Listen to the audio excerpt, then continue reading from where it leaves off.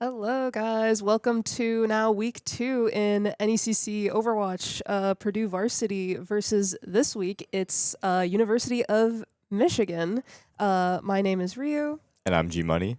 And yeah, we're in another exciting match today after last week's exciting series of Purdue v Purdue. Now we are going to move on to the rest of this series.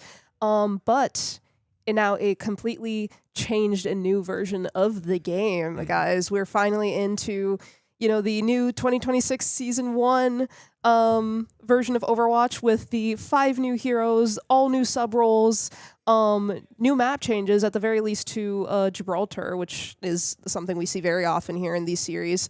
So it'll be very interesting to see how that plays out here in the first week of NECC with these changes. Now, I do believe all 5 new characters are going to be available to these NECC players, so it's going to be really interesting to see what kind of comps they use, if they use any of these new characters, say a jetpack cat. I want to see how that kind of fits into their team's play styles. Michigan and Purdue, very large schools with strong teams here tonight. With the new characters especially, it's going to be cool to see how they adapt and use those characters and what sort of new comps are created in this new era of Overwatch and rebranding, with dropping the 2, Dropping just the 2. Overwatch. Yep. And beginning of this new Season 1. Yep, absolutely. It's going to be very interesting. Like you mentioned, some of these heroes I think people think are very strong off the bat.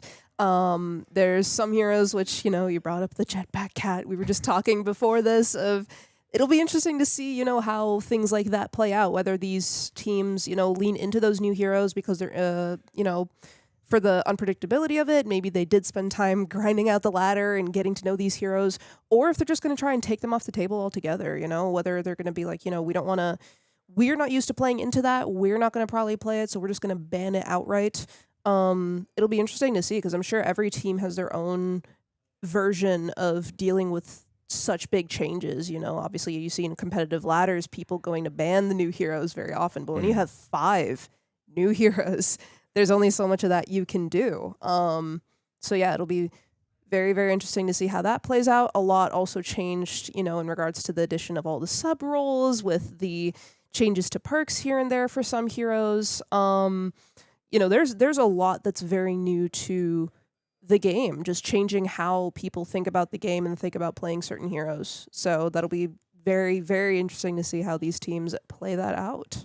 Yeah, absolutely. I mean, the meta's completely shaken up, so we can see anything tonight, especially with the new sub roles. Some of them I think are weaker, and a lot of them are pretty strong as well, especially with the characters that we know the Purdue varsity team likes to play. So it'll be interesting to see how they'll be able to use that in addition with the new characters. Because, I mean, like you said, you can't ban them all, so you're probably going to see a few of them come out here tonight. It'd be interesting to see if anyone plays Domina and see if anyone sort of builds that comp. She reminds me a lot of Sigma in a way, just with like a really long Zar beam. Yeah. So that'd be a fun one if we see that come out. And also I'm a big fan of Honoron. I've been playing with her a lot, and it'd be cool to see some of the DPS here tonight on both teams. See some of the Honoron and Emery gameplay as well. Yeah, absolutely. I mean, I think all of the new heroes have a lot of strong points and weak points, like no, again, Domina, I agree. I definitely see her playing a lot into that kind of Sigma play style, but at the same time, I think she melts so much easier than a Sigma does. As soon as you get close to her, she kind of goes down real fast, but she can also throw out so much more damage. Yeah, Anran and Amre are very, very interesting. I like seeing them, cause chaos, but at the same time, I've seen people kind of be like, oh, we think Amre is such a weak hero right now because of his damage output. There were some patches that came in today, like just today, I believe, for some adjustments to the new heroes. So we'll see how that plays in as well. But yeah, no, definitely seeing a skilled Anran is definitely very, very fun. She reminds me of just this very skilled Tracer Genji player who just harasses your backline or just gets in and gets out real fast. And yeah, Mizuki is... I might be biased here. He's so fun. I think he's so fun to play, especially for a longtime Ana Brig player. I think you find a lot of familiarity in the play style of being able to just go in, be kind of brawly, but also have to time your cooldowns like your chain. I think it's fascinating. And yeah, a lot of them I think do attune to the playstyles that we see from our players on Purdue varsity. I could definitely see Abcasta pulling out the Domina, as he's known to play Sigma at times, and Zarya as well. I could definitely see our DPS easily pulling out the Omre or the Onron. The Mizuki as well, I think, definitely plays into, especially Alistair's very much going into the backline to assassinate type play style. So yeah, and then there's the Jetpack Cat. If we want to get cheeky with it, which I do significantly remember in past seasons of Astro playing the Life Weaver to specifically try and pull Alistair out or Abcasta out of very aggressive plays. So maybe they'd go for some version of that. Maybe they do use it to enable the aggressive plays and chuck someone in the back line. We'll see. I mean, that also depends on how much practice they got with it in this past week. This came out this past Tuesday. So that's, with all the students here being full-time students, having time to, scrim, practice it in what would be probably like 2 to 3 scrims a week. That's not a lot of time to get a handle on how we're going to coordinate things. Yeah, no, not a lot of time at all.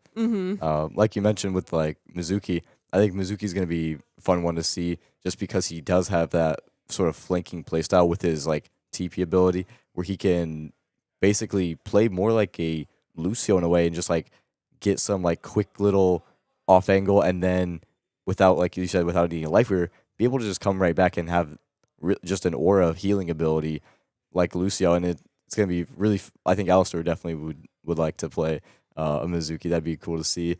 And the Jetpack Cat is really just a wild card of this whole composition.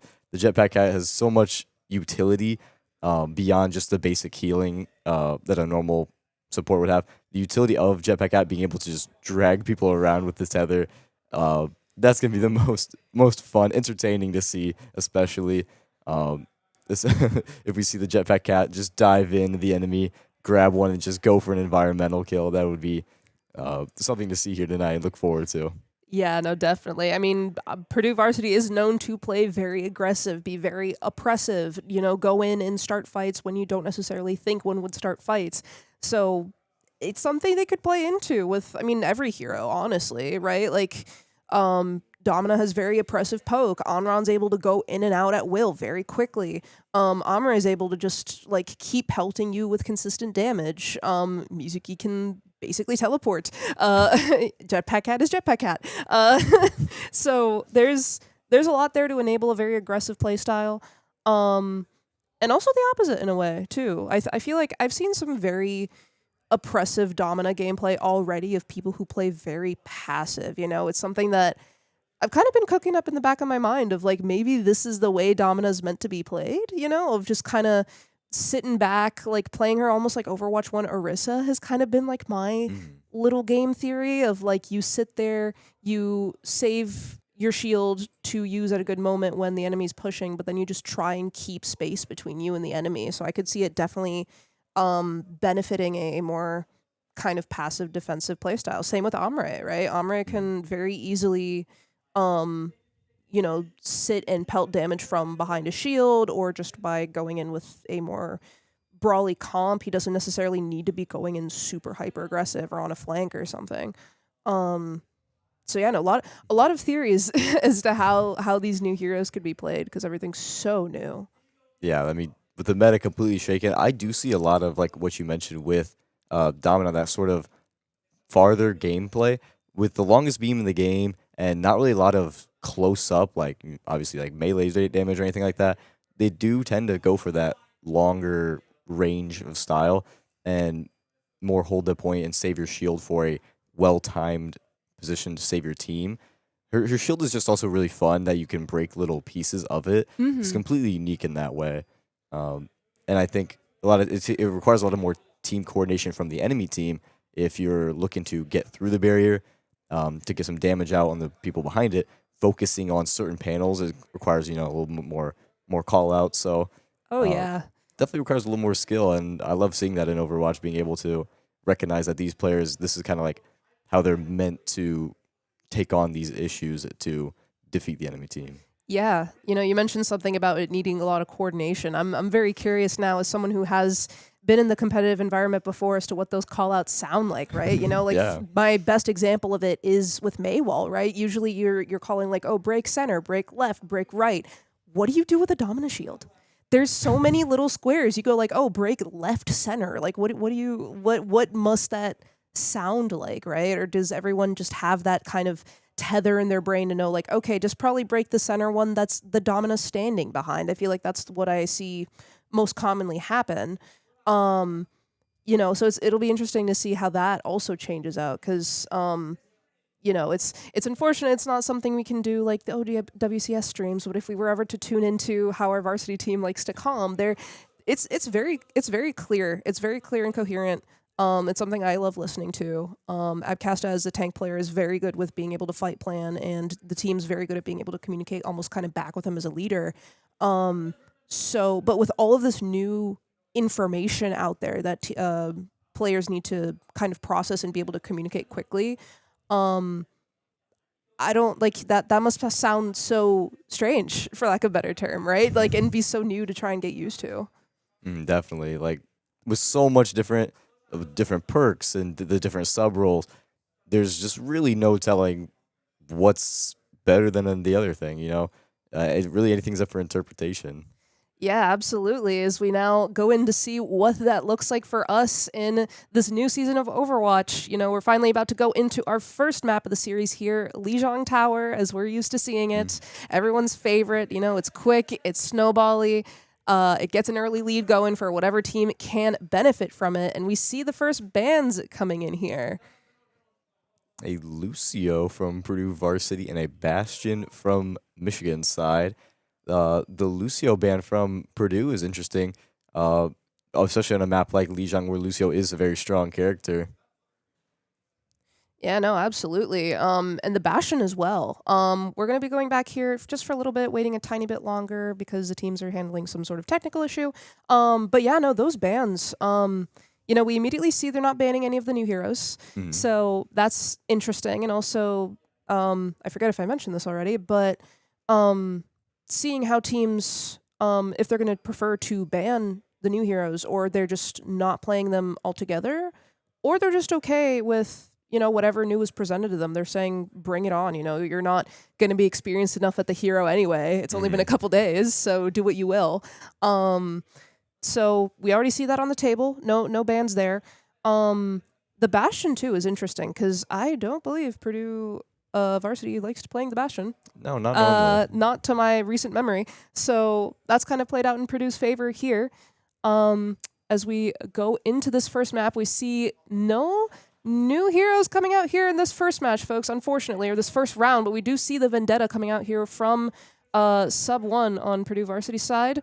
As we go in here, we see U of Michigan playing a Rhine-based comp, which is interesting. We don't really see that very often anymore.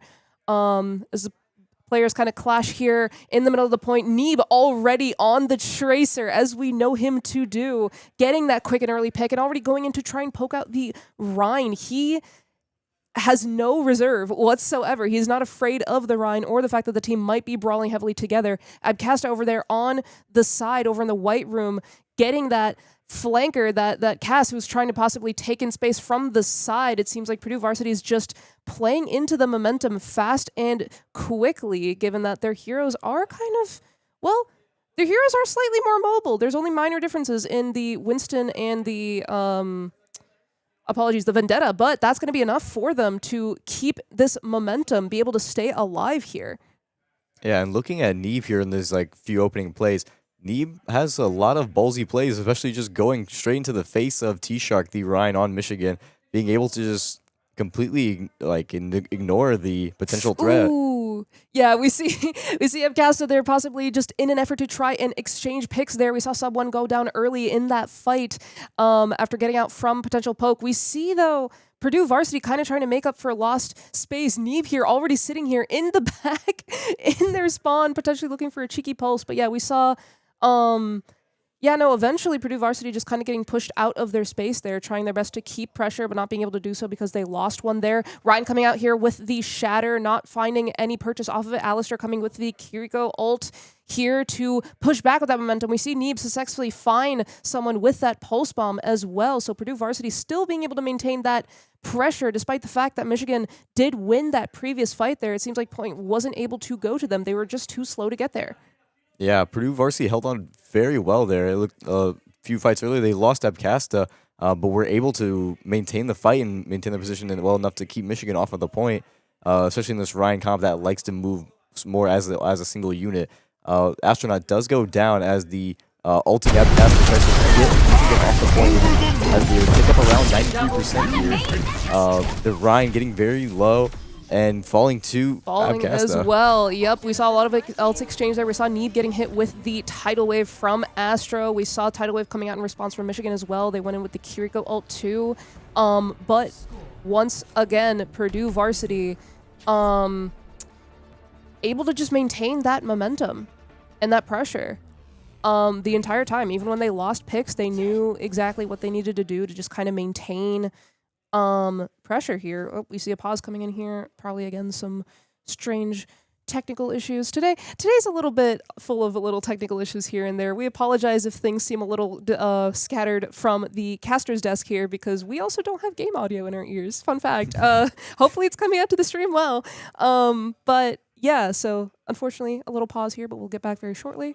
But yeah, no, I find it very interesting that they are sticking with this Ryan comp here. I feel like that slowness and the inability of the team to kind of walk forward as a unit, it's not playing into their favor. Like, not only are they slow, but they don't really have that consistent poke damage. You know, we see someone constantly going out in the backline, or not in the backline, sorry, from on and off angle. You know, we saw the Cass and the Tracer try to go in an off angle, so the Reinhardt doesn't really have too much pressure going in with him.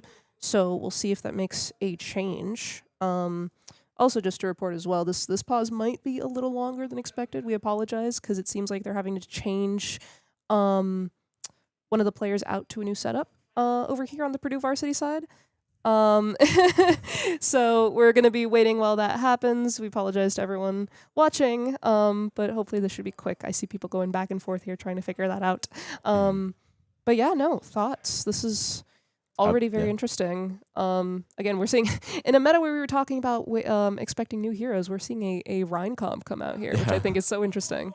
In a very strong start from Purdue in this very first round of Lijiang, and Michigan with the Rhine pick is a little concerning, especially for Lijiang into a monkey comp where you have a Tracer and a Kiri and all these other fast players. Little weird to see. My main concern when the new heroes came out was how will this affect Ryan? You know, when you have so many flying characters, like, for example, when I saw Jetpack Hack, I was like, how is Ryan going to be able to deal with something like that? And these comps just seem to be more and more anti-Ryan, to be honest. Not that any new players are being played, but still into a monkey in this fast comp. Michigan maybe needs to rethink kind of what they're doing in order to get a step up in the next round. Be kind of cool to see if they modified it all or if they changed their tank comp or the entire comp completely. Yeah, I mean, because it always depends, right? When you're at such a high level of gameplay, it's always a gamble as to whether or not, you know, do you want to go with a comfort pick that you know you're very mechanically strong with, you know your cooldown timings very well, or do you go, hey, no matter how good I am at Reinhardt, I don't think it's going to work into this more kind of mobile surround style comp that Purdue varsity is playing. So even if I might not feel confident on, you know, let's say a Hazard, let's say a Winston, something that is a little more mobile, is that the play to make? You know, that's always what is in question here when you're at such a high level of play, which, you know, not to brag, but I feel like Purdue varsity is very good at adapting to that because all of our players do have that wide hero pool, right? They make a conceited effort to make sure they know at least a little bit of everything that, hey, if we need to play something slow, this is what I'm going to do. If I need to play something fast, here's what I'm going to do.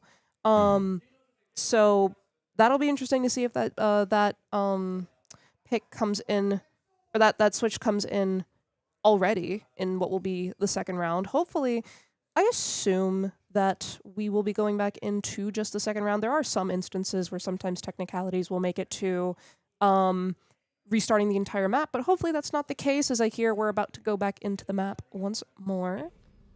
So let's see where we are. We are back where we left off, thankfully, as the team is clearly antsy to start here, waiting desperately. Alistair trying out that new mouse, maybe? Maybe, yeah, no. Trying to practice those quick flick shots right before we go in here to this new round. And we do see Michigan having made a giant change to their comp here and bringing out the first of the new heroes that we see. We see Amre come out from Nervy Titan over there. Yeah, you completely changed their comp, building around that Ram, now adding a Brig and the Amre. This will be interesting to see, especially how strong it is against a Monkey, but falling really quickly to Alistair on the Kiri. Yeah, no, everyone being, you know, Purdue Varsity once again going in and pushing them into that little choke area, making sure that they don't take this center space as quickly as possible. Very, very key here, especially on a map like Lijiang Tower. We see there are these points where the team wants to try and take up center space as quickly as physically possible, sometimes even speeding to get there, despite the fact that Michigan even teleported out of their spawn there, we saw with the Symmetra, but it did not play into their favor. And Purdue is still keeping up that oppression here as much as they can. Oh, but we do see them starting to fall back here as the Ramatra is trying to push in here aggressively with his team. Yeah, you can see him trying to punish Sub 1 there in that corner. But T-Shark falling to Sub 1. Sub 1 very strong there on the Vendetta. Yeah, doing very well there with saving his cooldowns, being able to preserve his life as much as physically possible. Here, we see Abcasta even going to make sure they push up all the way to these spawns. Base control is very, very important here for Purdue Varsity, especially for the comp that they're playing, especially for the map. You know, we saw that it seemed like Michigan was kind of backed up into that left little set of corridors there that Purdue just absolutely took advantage of, and we see Abcasta here as well, maintaining that pressure, that space with the Primal Rage, going into the spawn even if he has to. He knows that individual members of the team, all of these squishies in the backline are not going to be able to affect him because it seems like Michigan's playing very divided for them. Yeah, I mean, one of the great things we see from Abcasta here is his ability to use his speed to his advantage. On a Ramatra, you don't have nearly any movement abilities.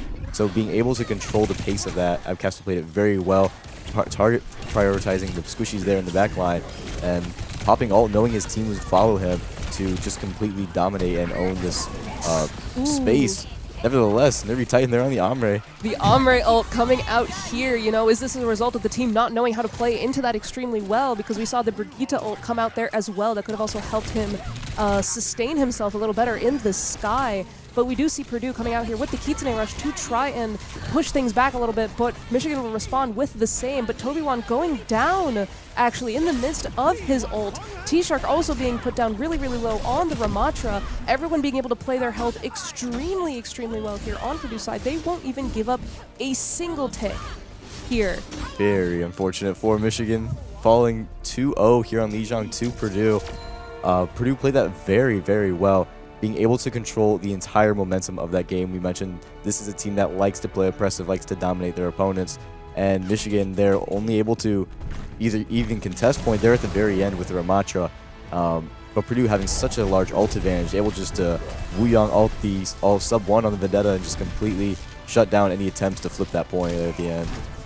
Yeah, absolutely. You know, it still seemed like it was potentially an issue of speed. Despite the fact that, you know, they did switch to the Ramatra, they did switch to an Amre, which is a lot more just forward pressure there, since he seemed to be kind of playing with his team. But they weren't able to kind of push through not only quick enough, but despite the fact that, you know, Purdue Varsity wasn't playing as much of a kind of forward, like, oppressive comp, they were still able to maintain that pressure. Everyone's able to maintain their health so well, and not go down to these pushes that were coming out from Michigan. So that also is definitely going to play a big factor there. These players on Purdue, the number one thing they're able to do is play their life and just avoid dying as much as possible. Yep. Because turning a team fight into a 5v4 immediately sets the tone for the team fight. So by being able to stay alive individually, these players, you know, like Neeb or Sub 1 being like on the flank or like in the midst of the enemy and being able to survive and come out of there unscathed with a pick or two and being able just to completely turn the tide of the fight is going to put Purdue very far in this match. As we just saw in Lijiang Tower, they were able to do it, playing into the more slow Rhine Ram comp with very few movement abilities. Ram's technically supposed to be pretty good into Monkey being able to punch through the shield and stuff, but I mean, Purdue able to show like, hey, it doesn't matter if you're countering us with certain heroes. We're gonna play what we're gonna play, and we're gonna play it well and show that it doesn't matter if you try to counter pick or run a different team comp. We know what we're playing, and we're able to do it at such a high level that we're gonna completely dominate this match. Yeah, absolutely. I think, you brought up the point there of like Ramatra technically being really good into playing into that comp, but still I think it comes back down to, me saying it before, of everyone on Purdue varsity is very, very good at playing for their life. And that's something that if other teams don't realize it enough, I think plays to their downfall, right? You normally expect, there's going to be some weak link on a team that you play into. Whether it's just someone naturally as a player not knowing how to play their life very well, or maybe they're playing something that's easy to pick off, like typically people assume an Ana, or just something that is, has less movement ability or something like that. But then if you unexpectedly have that target know extremely well how to play their life, or their team know how to respond really well to that dive or that forward push, your whole plan kind of falls apart, right? You kind of need to go back to the drawing board and figure out something else. You can't just kind of keep hitting your head into the wall of like, oh, let's dive the Ana again. Let's dive the Vendetta again. You kind of need to adapt and change, right? Which we see a lot of teams able to do. I assume that Michigan's sitting there having that conversation right now as to, we can't go and pick out, because Purdue is also playing a very mobile comp. So the only people they can really kind of pick out is a Vendetta who doesn't know what she's doing, or a Wuyang who's already used his movement. So the fact that they weren't able to do that, Michigan's probably going, do we just need to do it again but better, or do we need to do a different strategy altogether? Yeah, I mean, here on Purdue, these players are able to peel for each other very well. They have such high team coordination that they don't need to necessarily rely on just Abcast or the tank peeling for someone trying to dive, like I said, dive the Ana, or go into the backline and try to target priority a squishy. But having these DPS and other supports being able to keep each other alive and play off each other, and just to completely avoid any sort of damage on their backline is such a critical key factor for Purdue here in just maintaining their momentum and, like you said, playing their life. I mean, just staying alive and just avoiding any sort of staggering, playing the point well, and not getting staggered at all, in order to keep the point, just keep it ticking up. And we saw there in the second point, Abcasta was able to create a lot of space and really just hold them pretty much at spawn for the majority of that match. Absolutely. And I mean, it's not only is it Abcasta just on Monkey being able to just maintain that forward space, just keep the space for his team, but something to also note too is when Michigan's pushing into varsity or attempting to, the rest of the team isn't just focused on counter diving. Some of them are even going in trying to make plays of their own. Everyone's making sure that there is no downtime. There were a lot of moments there where we saw Neeb on the Tracer, despite the fact that maybe Abcasta was getting pushed into, and that might be a source of panic, but no, Neeb is sitting there going in on an off angle, trying to go in and make plays of his own, which is good for them because it acts as a distraction to pull Michigan further apart. So we'll see how that plays in here. Yet another map that is going to play potentially into a similar play style. Yeah, no, these bans are interesting. Going in here into the second map now, we're going into New Junk City with these bans here. Yeah, smart ban from Michigan there, targeting Neeb there on the Tracer, especially on a Flashpoint map as New Junk City. Tracer is going to be very strong, so getting it out of the way, we're going to see Neeb on the Ombre. And Abcasta, we do see the Domina come out. The Domina's coming out, guys, on a map where I believe Purdue Varsity wasn't averse to once playing the Sigma. So we're going to see how this playstyle changes with now a completely new DPS lineup to support it as well. We see Michigan also coming out here with the Vendetta, which they didn't before. So we'll see. Domina is not inherently a very speedy hero, so we're going to see how they choose to keep their space here with the assistance of the Lucio. That Lucio is going to be vital in sort of moving this entire team as a unit to different points and being able to rotate, especially. And both teams with the Vendetta. Vendetta, despite even nerfs, is still such a strong character and can play very well into this sort of Sigma Brawl style comp. Yeah, absolutely. We see here Abcasta doing the thing that we were talking about earlier of doing an interesting mixture of both trying to take space but also make sure people stay away from her as much as physically possible. We see the Vendettas going out here to duel directly onto the point. Someone getting out to try and preserve his life realizes there's a bigger team fight to be had here. If he goes down first, that's going to spell the end for his team here, as both teams have not yet taken the point. Unfortunately, though, Sub1 going down there as a result of wanting to finish the duel, losing it as a result. Very unfortunate here. You know, we see NECC here taking on a very different playstyle in contrast to his Tracer, sitting there in the backline, pelting the Lucio, taking him down. So now both teams being even here.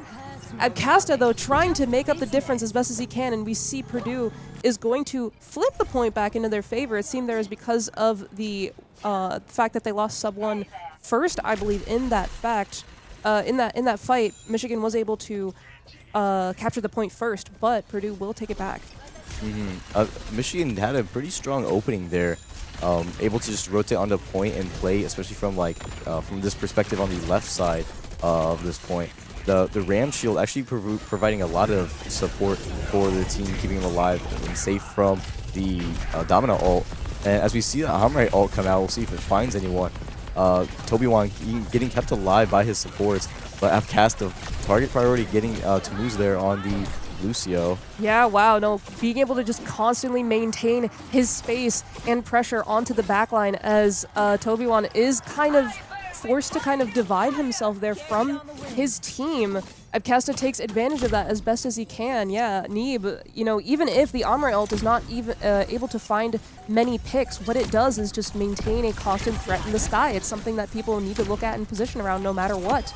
As we see here, Purdue Varsity making sure that they don't get touch on the point here. Not only that, but Abcasta taking down 2, helping to assist, getting 3, 4, getting basically a team kill here almost. Actually, no, that was a team kill here there. Apologies. Yeah. Just even though the point was already taken, we see a very clean rotate going on to this next point here. Yeah, I think I misspoke a little. This actually isn't more of a ball comp. This is a straight poke comp. Yeah. With the range that this team has in order to maintain their distance, especially.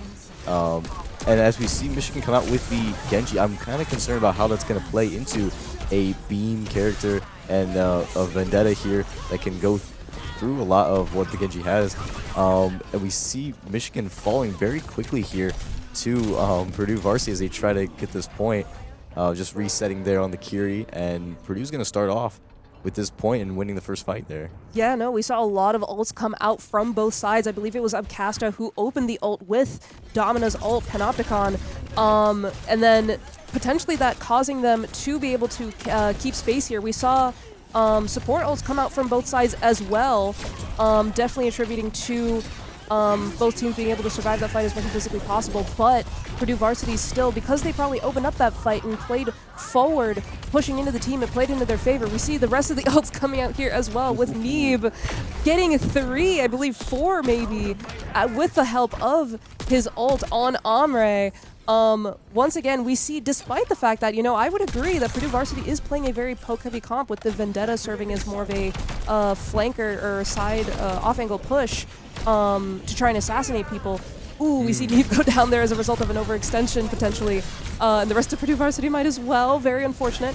But to complete my point, despite the fact that they're playing a poke comp, they're still playing very forward. They're still continuing to do the typical Purdue Varsity play of maintaining that forward momentum, keeping that space as much as physically possible, even if it is almost pushing to the enemy's spawn a little bit. Now, they were able to flip the point in favor of Michigan, but they were able to get to 99 before that happened. I think it really all started there with Toby-Wan getting a well-timed bubble and keeping his players alive in order to secure the elimination on NECC there on the Omre when he was a little maybe overextended, tried to use that sidearm in order to get some of that lifesteal back and stay alive. Coming into this next fight, Sub1 with the Vendetta ult, getting the Curie out of there early. finding 3 actually. Yeah, no, beautiful play there by Sub 1. They're going in with the space that Purdue Varsity had. Going in with the Vendetta ult, potentially going in there aggressively, and then getting 3. That'll be the second point over there to Purdue Varsity. You know, another thing that I wanted to explicitly note too, we never noted this explicit swap to Zarya, which is very interesting to me, playing into something like a Domina. That's something that you definitely want to keep away from you as much as physically possible, because if a high charge Zarya in a Domina's face probably does not spell good news. We see Abcasta here coming out with the Domina ult, finding 2, but the beat potentially saving those lives there. Some other ults we see coming back into the chamber. Alistair hitting low HP, but still using the Kitsune Rush, living as much as possible, but then going down as a result, unfortunately. I believe both teams being even here. The Vendetta ult coming out, unfortunately not finding purchase onto anybody.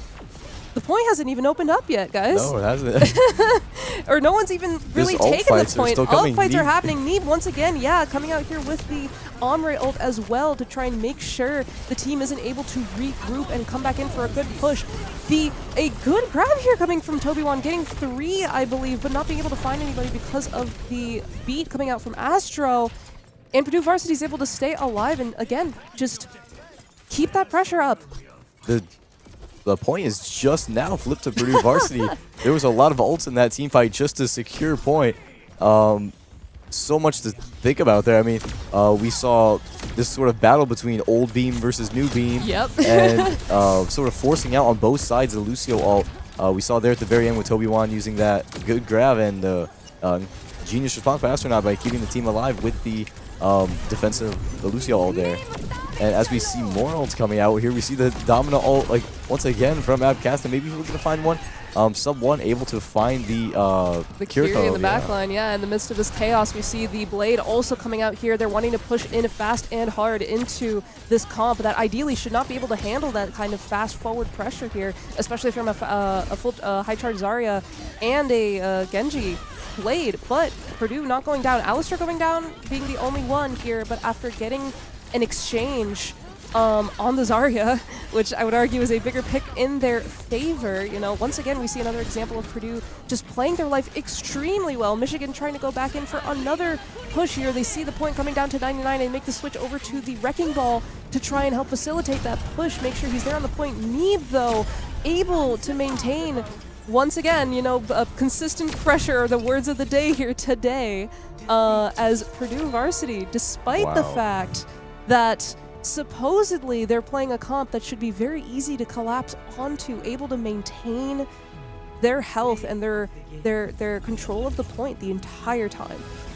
Yeah, once again, just incredible performance from Purdue Varsity.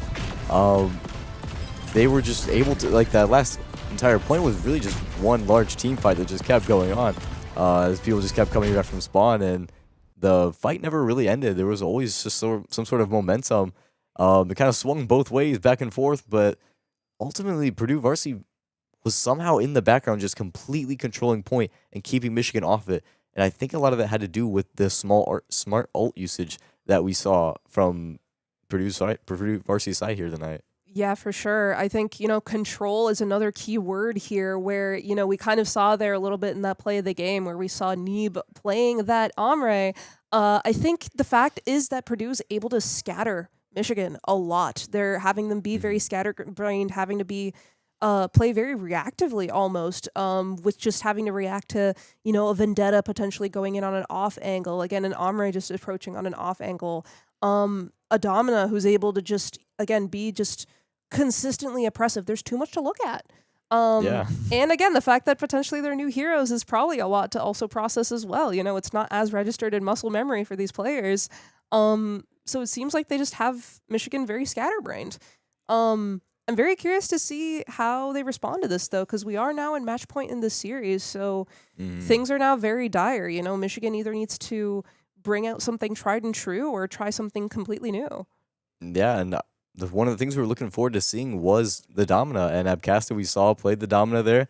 And it's really satisfying to see Domina play because it's a tank that can secure a lot more elims. With the hard beam that it has, the long range beam, finishing in the final, like, singular shot is able to finish off a lot of those squishies that Abcasta is able to track, and rewards that those mechanics that he has, able to finish off those squishies there in the backline especially.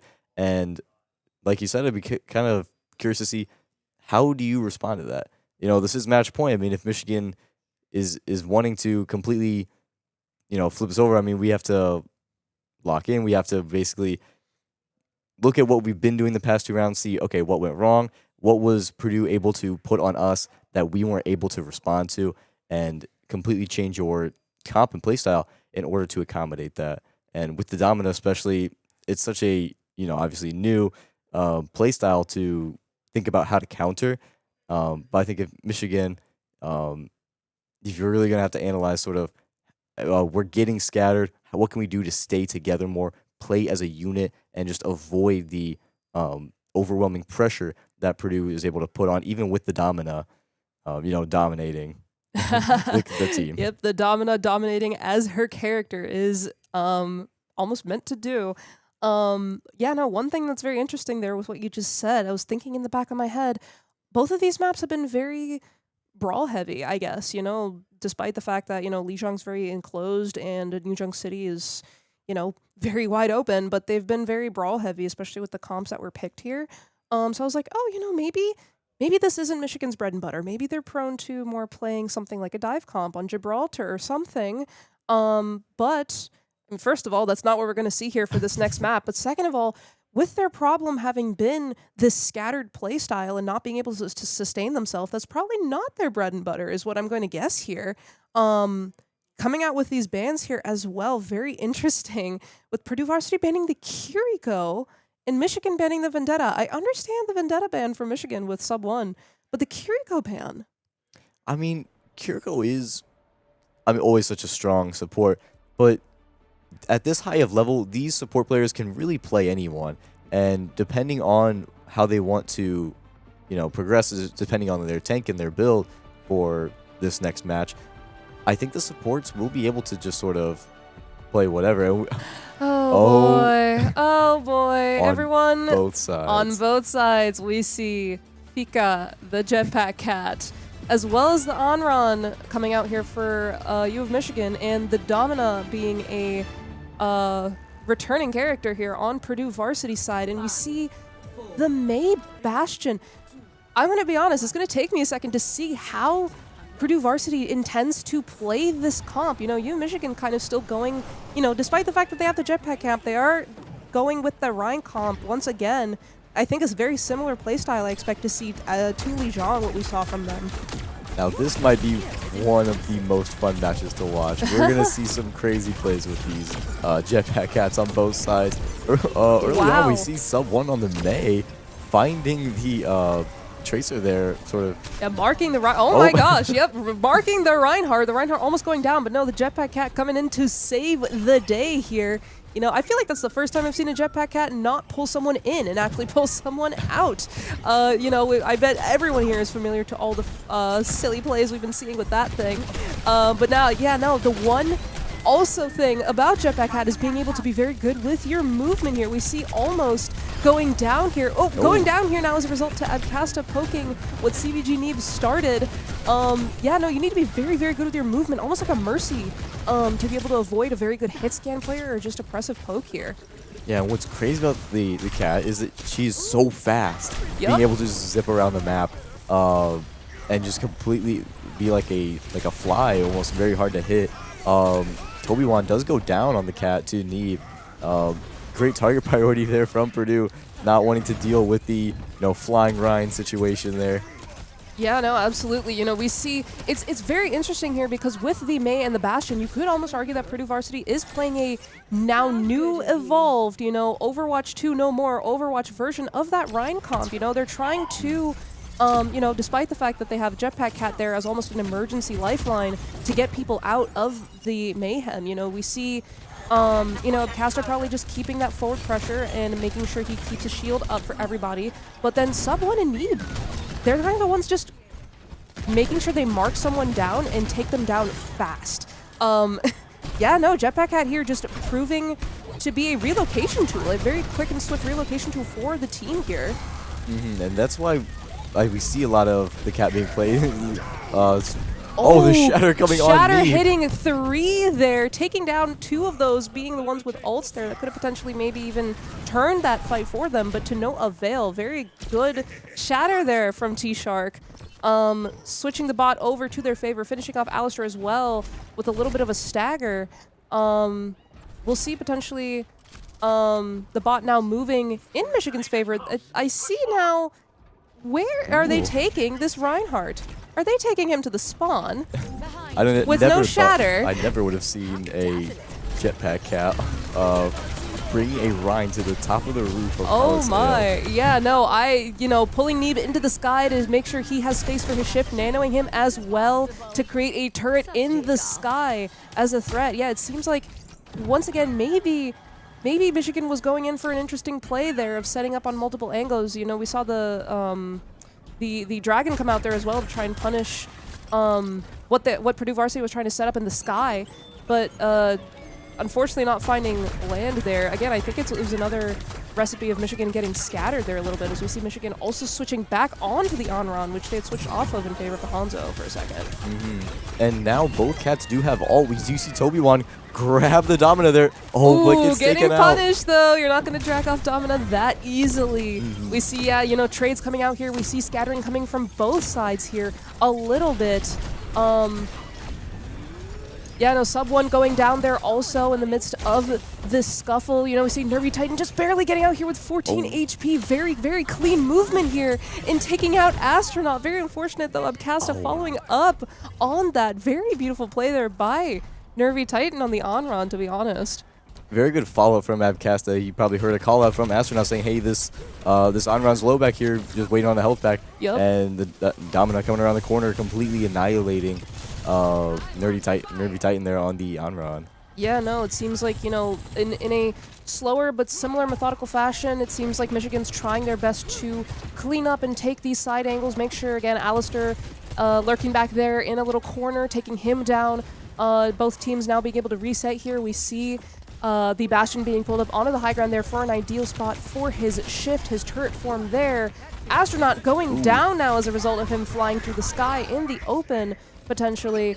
But some trades being here potentially made, though unfortunately going to Michigan's side here without, I believe, any ults coming out from either side as well. That was very interesting. I thought, that Purdue Varsity was kind of setting themselves up there on that little high ground. I saw them pull up Neeb in his shift form to this little high ground that he's here at right now.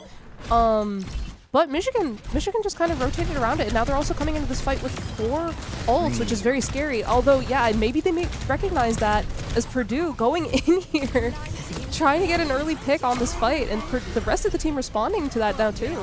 Yeah, Neeb showing off a little bit of his hit scan prowess there with the tracking there on the Bastion. Now, couldn't quite find earlier on the Elim, but on the Lucio, but found it just in enough time for this next team fight. Michigan's gonna be down that Lucio going into this. Sub 1 kind of out of place there on the Soldier. On the Soldier, yeah, the swap having been made to Soldier, very interesting here. I assume just given the fast nature of these fights, he wanted to place someone a little more mobile, a little more oppressive. We saw, Abcasta there getting kind of pinned into a corner there with the Reinhardt and using the ult in response, but then going down to the overclock that came out from Michigan's side.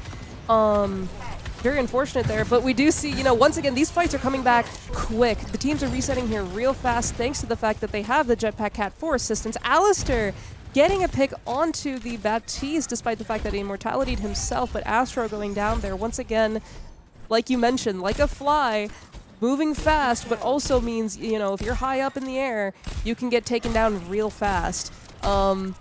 We see once again here kind of this team fight, not team fight. This little bit of cleanup happening here with the Reinhardt getting stuck here in the back line. Purdue wanting to make sure the space is all theirs as we reset for another team fight here where Abcasta's already wanting to make sure he has this bridge space for his team. Neeb assisting with that as well. And look at this, the flying Bastion, more like an attack helicopter than anything. Nanoed flying Bastion here. Flying in the sky, not even entirely in turret form, in his base form. Like you said, showcasing his mechanics here of landing shots. I understand why they're going for this comp. You know, it's very interesting. They're going for this kind of high ground, oppressive turret nature here. And just keeping Need there. They're keeping Need there. Not only that, knowing, you know, I don't even know if this interaction works. Is if you're holding a Bastion as a jetpack cat and he ults, what does that do? Maybe that's their play here. Sure. Yeah, Abcaster there unfortunately going down there as a result of the Onron marking him, not wanting him in her spawn anymore. Yeah, Alistair there trying his best to defend his life against the Onron, which he will, but then the Reinhardt, once again, like we saw Purdue do last time, the tank coming in to finish off a kill called out by his team. We see the point switch back to Michigan. This fight, this whole match is very chaotic here, folks. I understand if things are probably a little hard to understand and parse here. And it's the same on the caster's desk, I assume. It's very, you know, we see a lot of changes coming in from both sides. I see Sub1 coming out here with the Soldier ult to try and open up this fight, getting grabbed and used by the Jetpack Cat once again, like the Bastion once was. Not finding land on anybody, though, unfortunately. The Domina getting shattered at Casta by the Reinhardt. You know, it seems like there's so much. Purdue's kind of leaning into the chaos that we saw Michigan displaying a little bit. And I think that's why things are leaning a little more even on both sides. You know, Purdue Varsity is taking a very interesting approach here as compared to the control that we saw from them earlier. By no means is Michigan out here. The Onron they're pushing they're pushing their barrier. They do have about 40 meters to get up on Purdue. We do see Abcast looking to sort of maintain their distance here. The Onron versus the Soldier. Yeah, very impressive there. It's very hard to track a target that's moving real fast and is burning you the entire time. You know, we see a very masterful gameplay here of the Onron. I almost feel like that's kind of Michigan's linchpin here, is if they are able to capitalize on their Onron gameplay here and catch out Purdue Varsity's players while they're alone, that might kind of be what they need to do. And that's kind of what we see happening here in these fights that they're winning. I mean, Purdue's whole dogma has been more like separate, and destroy. And if Michigan's able to win some of these 1v1s or these more smaller separated team fights, they might have a chance to maybe push it a little bit farther and make this more of a close match. Abcasta does find Tamuz on the BAP, and the Rhine getting pretty low here. Abcasta looking to get behind him, behind the shield, as the tank sort of 1v1. T-Shark just looking to rotate back onto point, play the objective there. Yep, getting slept here, Neeb, in an attempt to try and assassinate the Ana. The Ana will still go down, though, as Astronaut comes to his aid on the Jetpack Cat. In the midst of all this chaos, yeah, it seems Purdue Varsity will still hold here and take what was a match point here, guys. Don't forget, this was the match point here in this series for Purdue Varsity, and despite the fact that they leaned into chaos and tried something so new, it still played into their favor. They still were able to maintain their health. We saw a lot of adaptability coming out here. You know, it was very... I was very fascinated by the Jetpack Cat gameplay on both sides, but since we saw Astro there, you know, using his mobility tools to enable plays. You know, he was constantly dragging the Domina into position, the Bastion into position, holding one of the DPS while they were ulting. It kind of does feel like, you know, this is kind of me coming to my own personal realization of Jetpack Cat kind of feels like the new evolved Mercy, despite how chaotic it might be. Yeah, I mean, Jetpack Cat, hands down, is going to be a very annoying character to deal with because this is a character that plays like a Mercy with the double the speed and fuel of like a Pharah, and with the addition of being able to rotate your team. Yeah. We saw there on the Rhine for Michigan, one of the reasons Michigan actually was able to get as much distance as they did was that they were able to rotate, you know, more immobile characters like Orion. If you're able to move Orion, just drop him in the middle of a team, just swing his hammer, that's going to do a lot of damage. And going into these next few weeks of NECC and Overwatch as a whole for Season 1, that the Cat's going to be very, very hard and difficult for these players to sort of navigate and find what's the best way to deal with it. We'll probably see a lot more hit scan come out. We saw like with the Bastion as well. Something just that can mitigate some of the effects of that. some of the attack helicopters that we saw with the ulting soldier and the Bastion in his turret form with his perk, being Mm-hmm. able to just completely shred the enemy team. So uh, the cat was just so fun to watch, very Yeah, entertaining. wow. Like I think honestly, it's so interesting to see when you are at such a high level of play, how fast you can get your team to regroup and get into position is so important. Mhm. To the point where that's why we see these some teleports. That's why we see the Lucio speed boosts going into sometimes swapping off of the Lucio or whatever is helping you speed. Now Jetpack Cat changes the game entirely, right? You have Yeah. a permanent source of not just speed, but just at Mach 5 having to drag somebody into the enemy team, not just out of spawn, but when they're ulting or just getting them into the correct position. It's it's such a game changer. And I feel like if anything in the future, um, University of Michigan kind of has now a new thing to learn from this. I feel like with the kind of comp that they were leaning into and wanting to play with the Reinhardt, which seems like their bread and butter, if they are kind of, if we see them later in the series and we see them pull out the Jetpack Cat again with the Ryan, I would not be surprised. I could see it definitely benefiting those comps a lot. Absolutely. I would love to see a rematch between these two Titans later in the NECC season, just to see how much these teams have adapted and learned from each other.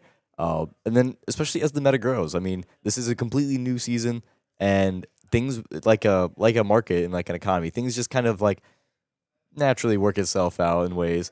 Yep. And eventually, people will find their niches and play styles for these new characters, and we're gonna see the reflection of that, especially in these NECC matches in the following weeks. Yeah, absolutely. We hope you guys enjoyed the chaos here with us during this first week of new and improved Overwatch. The teams are adapting with us. We're adapting to watching it as well. And like you said, it'll be interesting to see as everything kind of mellows out and people find their niches, figure out how things work, how things evolve. Our understanding of that will evolve as well.